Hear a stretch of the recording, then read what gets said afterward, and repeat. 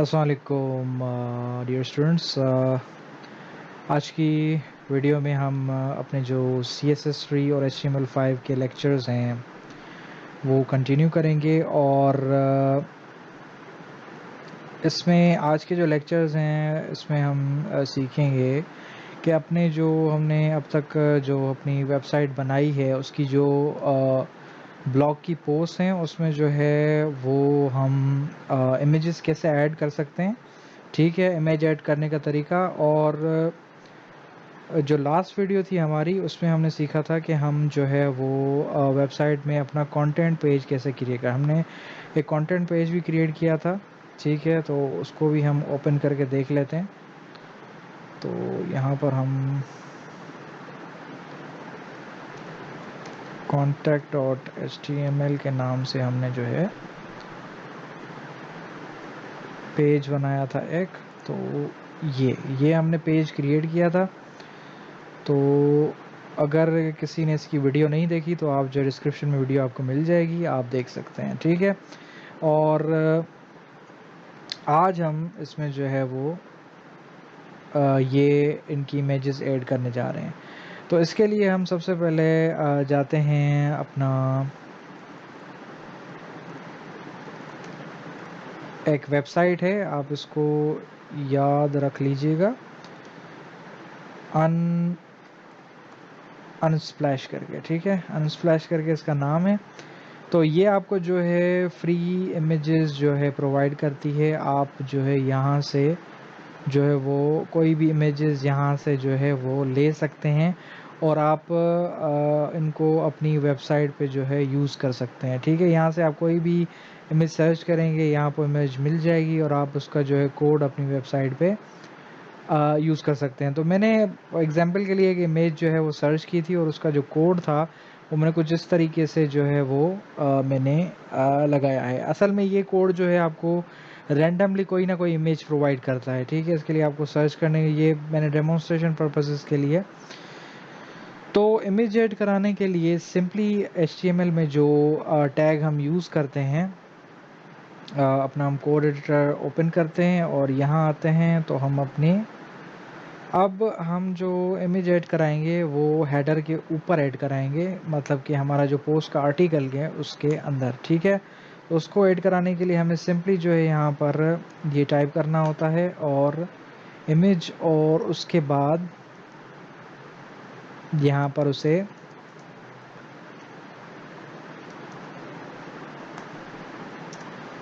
ठीक है, और उसका इमेज का जो सोर्स होता है वो देना होता है और उसके बाद हमें इस तरह से इसको क्लोज कर देना होता है। ठीक है, तो ये तरीका है इमेज का, आपको HTML में किस तरह से आप इमेज ऐड कर सकते हैं। ठीक है, तो यहाँ पर हम ये वाली इमेज जो है यहाँ पर हम ऐड करेंगे। तो ये मैंने पहले से कोड जो है ये लिया हुआ है, तो इसको मैं यहाँ से और सेव कर दूंगा। तो अब हम चलते हैं अपनी वेबसाइट की तरफ। आप इस वेबसाइट को याद रख लीजिएगा। ठीक है, और लिंक मैं डिस्क्रिप्शन में भी दे दूंगा। तो अब हम जैसे ही इसको हम रिफ़्रेश करेंगे तो आप कुछ ही देर में देखेंगे कि यहाँ पर आपको एक इमेज नज़र आएगी। ठीक है, तो ये एक इमेज हमारे पास आ गई है। अब इस कोड को यूज़ करने का मज़े का बात ये है कि आपको हर वक्त एक न्यू इमेज मिलती है। ठीक है, अनस्प्लैश की वेबसाइट से ये हर वक्त कोई न्यू इमेज उठा के आपको देता है। अगर आप इसको दोबारा रिफ़्रेश करेंगे तो आप ये देखिए यहाँ पर ये आपको एक दूसरी इमेज मिल रही है। अब इसी तरीके से हम अपने सारे ब्लॉग्स में, जो हमारे ब्लॉग हैं, पोस्ट हैं, उसमें जो है हम ये चीज़ें ऐड कर सकते हैं। ठीक है, अभी हमारे पास कितनी पोस्ट शो हो रही हैं? 2। तो अब हम इसको 3 पोस्ट कर देते हैं। ठीक है, ये सेकंड है। ठीक है, तो इसको हम आर्टिकल को कॉपी करते हैं और ये पेस्ट, बल्कि 4 कर देते हैं। ठीक है, सेव करेंगे। हमारे पास 4 जो है वो पोस्ट आ चुकी हैं और इसी तरीके से हम जो है इसमें इमेजेस ऐड करते जाएंगे। यहाँ से ये लिंक जो है कॉपी करेंगे। ठीक है, ये कॉपी कर लिया और उसके बाद हम एंटर, ये इधर इमेज हो गई ऐड और ये इस जगह पर हो गई, ठीक है, और ये इस जगह पे हो गई। इसको सेव कर देंगे, रिफ्रेश,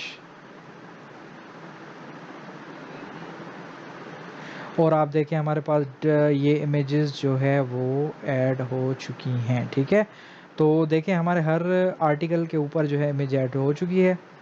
तो अब हम इसको रिफ़्रेश करते हैं तो आप देखें कि हमारे आर्टिकल के पास जो है इमेज आ गई है। तो आई होप आपने सीख लिया होगा कि इमेज किस तरह से ऐड करते हैं। ठीक है, तो अब हम चलते हैं, हम ऐड करते हैं इसमें अपनी वेबसाइट में आइकन्स ऐड करेंगे। अब हम पहले बनाएंगे अपने मतलब जो टॉप है हमारी वेबसाइट का, जो हमारा मेन हेडर है, इसको थोड़ा सा कस्टमाइज़ करेंगे। इसमें हम जो है ऐड करेंगे कुछ अपना जो है आइकन्स, और उन आइकन्स का काम क्या होगा कि वो हमें टाइमिंग बताएंगे और ईमेल बताएंगे और कॉन्टैक्ट नंबर वगैरह हम ऐड करके देखेंगे और उनको किस तरीके से हम अच्छे तरीके से हम इसको रिप्रेजेंट कर सकते हैं। ठीक है,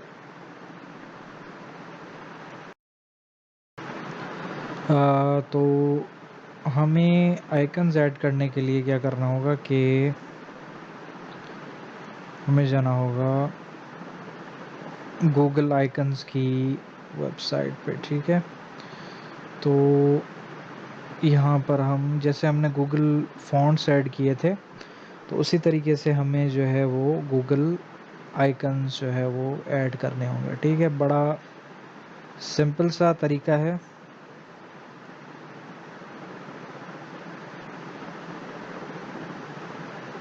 ठीक है, यहाँ पर आप इनका वेट वगैरह और इनकी साइज़ वगैरह आप सेलेक्ट कर सकते हैं। और ये फिल बता रहा कि आपको ये इसमें इस तरीके से चाहिए या सिर्फ आउटलाइन में चाहिए। तो अगर आप फिल को सेलेक्ट कर लेंगे यहाँ से, तो अगर आप इसको बंद कर लेंगे और तो आपको यहाँ पर फिल हुए आइकन्स नज़र आएंगे। अगर आप इनको दोबारा से फ़िल्टर्स में जाते हैं और इनको अनटिक कर देते हो, आपको आउटलाइन वाले आइकन्स यहाँ पर मिलेंगे। तो मैं यहाँ पर ये आउटलाइन वाले यूज़ करना चाहता हूँ। तो सबसे पहले मैं तो यहाँ पर लिख लेता हूँ, मुझे चाहिए एक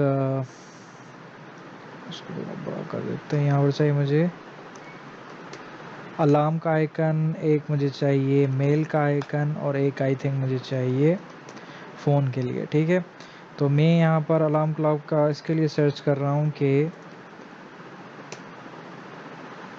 मुझे टाइम दिखाना है। अगर मैं टाइम भी लिख दूँ तो हाँ, यहाँ पर ये हाँ ये वाला सही है, मुझे ये चाहिए।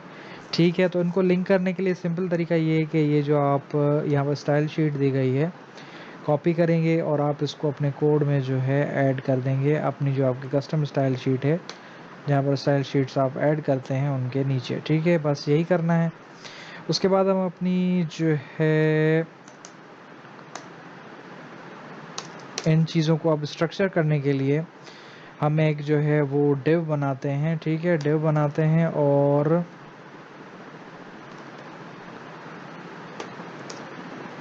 हाँ, ये डिव बन गया। डिव बना लेते हैं और डिव बनाने के बाद हम कर लेते हैं इसकी क्लास हम इसकी कर लेते हैं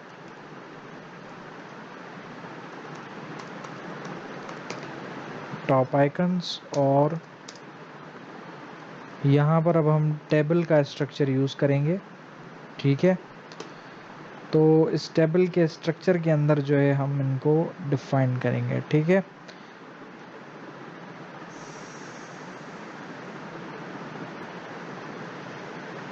और हमें यहाँ पर ये भूल कर डिफाइन करना। ठीक है, ये चीज़ हमें पहले डिफाइन करनी थी और ये हम रख लेते हैं यहाँ पर ऐसे। ठीक है, और इसके अंदर हम अब स्पेन को डिफ़ाइन करेंगे।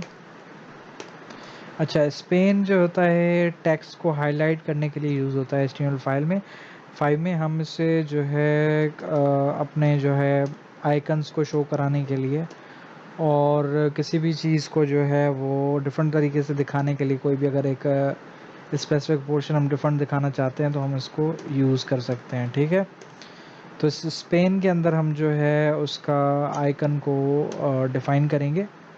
ठीक है, यहाँ पर तो सिंपली अब हम क्या करेंगे कि यहाँ पर हम इसकी क्लास डिफ़ाइन करेंगे। ठीक है, अब जो ये आइकन कॉल होगा ये हमारे कोई पीसी पे पड़ा नहीं हुआ। ठीक है, हमारे लोकल सिस्टम की स्टोरेज पे नहीं पड़ा हुआ, ये सीधा कॉल होगा गूगल के सर्वर्स से। ठीक है, तो मैं आपको अब दिखा देता हूँ कि इसको आप किस तरह से कॉल करवा सकते हैं। कॉल कराने का तरीका सिंपल है। यहाँ पर जो इसका ये नाम लिखा हुआ है क्लास का, आप यहाँ से इसको कॉपी कर लेंगे। सॉरी, ये सारा कॉपी हो गया आई थिंक। इसको हम यहाँ पर नोटपैड में कर लेते हैं। ठीक है, तो हमें सिर्फ ये चीज़ चाहिए। ठीक है, ये चीज़ चाहिए, इसको कॉपी कर लेते हैं और हम आते हैं यहाँ और इसको यहाँ पेस्ट कर देते हैं और यहाँ पर हम लिख लेते हैं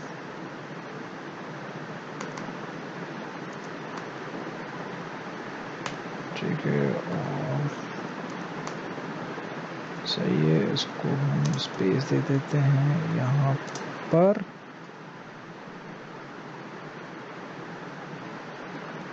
कॉपी, इंटर और हमें 3 चाहिए। सही है, सेव कर लेते हैं और इसी तरीके से हम दोबारा वापस चलते हैं, यहाँ पर सर्च में आते हैं और यहाँ पर हम सर्च करते हैं मेल। तो हमारे पास ये एक मेल का आइकन आ गया है और यहाँ पर हम इसको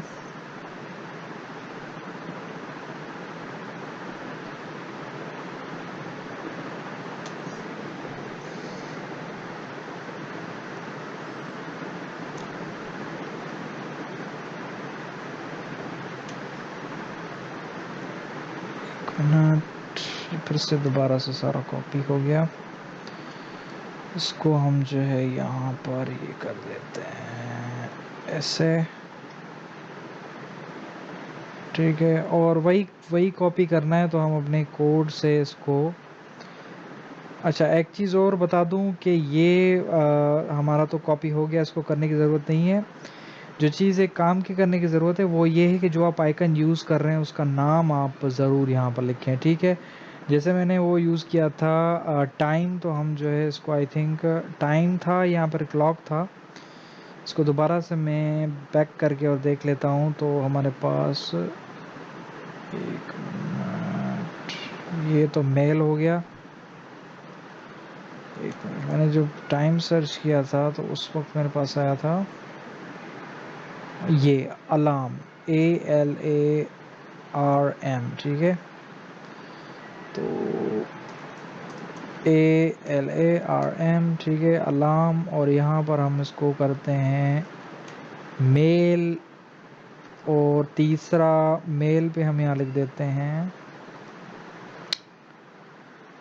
मेल पे हम लिख देते हैं यहाँ पर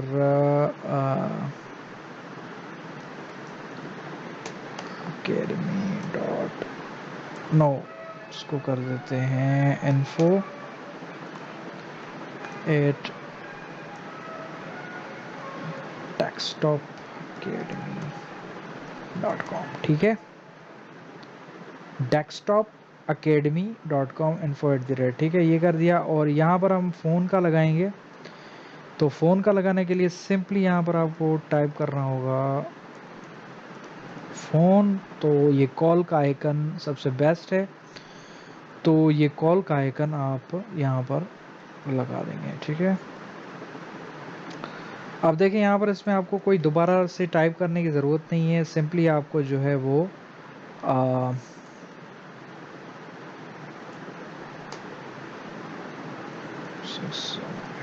ठीक है, तो यहाँ पर आपको सिर्फ आइकन्स के नाम लिखने हैं जो जो वहाँ पर हैं, और यहाँ पर आपको स्टाइल शीट का लिंक जो दिया गया है गूगल की तरफ से वो ऐड करना है।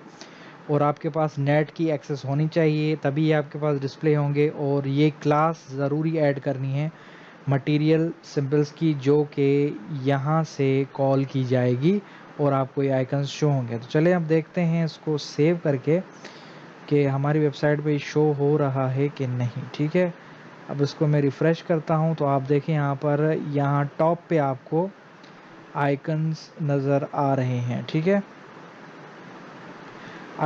हाँ, तो इसको ऐसे करेंगे तो ये आ गए। हम इसको थोड़ा सा जूम आउट कर लेते हैं। तो आप देखें आपको टॉप पर यहाँ पर क्लॉक भी नज़र आ रहा है वही, और यहाँ पर हमें मेल का जो आइकन है वो भी नज़र आ रहा है। और ये, और अब हम इनके बीच में जो है स्पेसिंग चाहते हैं, तो अब अगर हम BR ऐड करेंगे तो BR से तो ये न्यू लाइन पे आ जाएगा, हम ऐसा नहीं चाहते। तो यहाँ पर आप हमेशा किसी भी चीज़ के बीच में आपको थोड़ा सा स्पेस डलवाना हो तो आप ऐसे भी कर सकते हैं कि आप क्या करें कि आप इसको स्पेस दे दें, जो टेक्स्ट आपने लिखा हुआ है सिंपली आप इसको यहाँ पर स्पेस दे दें। और अब आप रिफ़्रेश करके देखें, कोई फ़र्क नहीं पड़ा। ठीक है, पर किसी किसी टेक्स्ट में फ़र्क पड़ जाता है थोड़ा बहुत, आई थिंक थोड़ा बहुत फ़र्क पड़ा है। अब आप दोबारा से अगर स्पेस देंगे यहाँ पर दूसरा स्पेस, तो यहाँ पर काम नहीं करेगा। अगर ऐसे स्पेस देंगे तो काम नहीं होगा।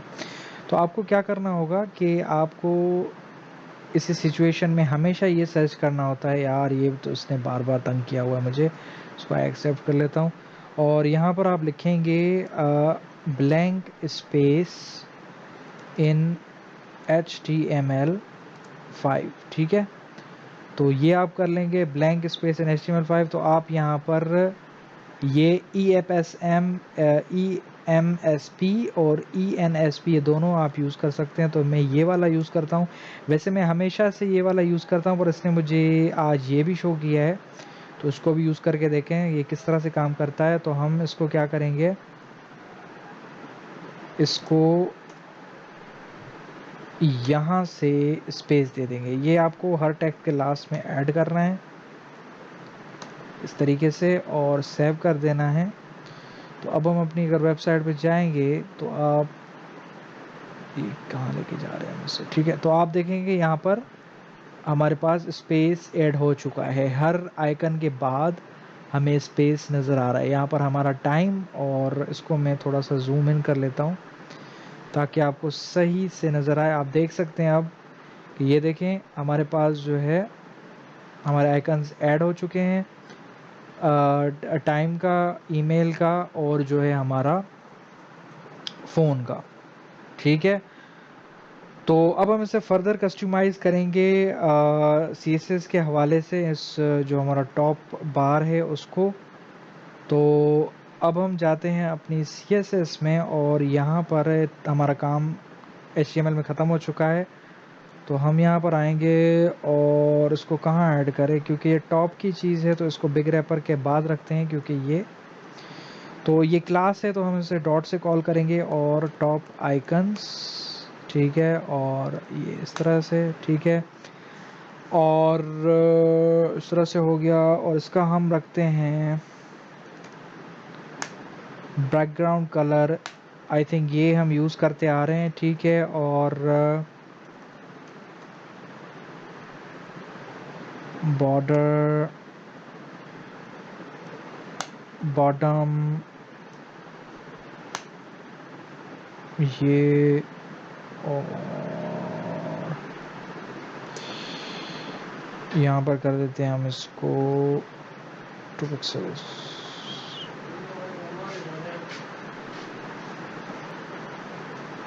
ठीक है, तो इसको हम कर लेते हैं सेव, और इसको हम कर देते हैं रिफ़्रेश। तो एक मिनट, एक चीज़ हमने यहाँ पर हमारा जो हेडर है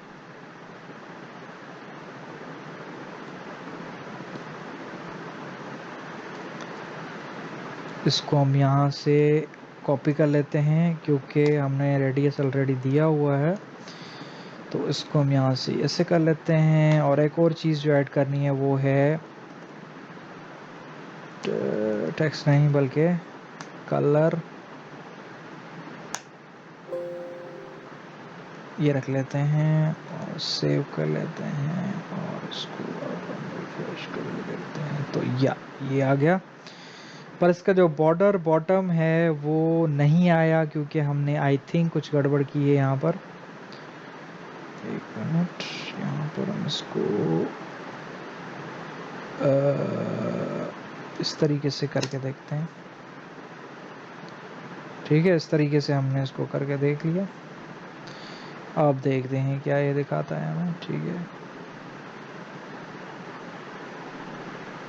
अभी भी यहाँ पर ये नहीं आ रहा। तो एक चीज़ हम भूल रहे हैं यहाँ पर ऐड करना कि बॉर्डर की टाइप क्या होगी। ठीक है, तो ये कभी कभी हो जाता है।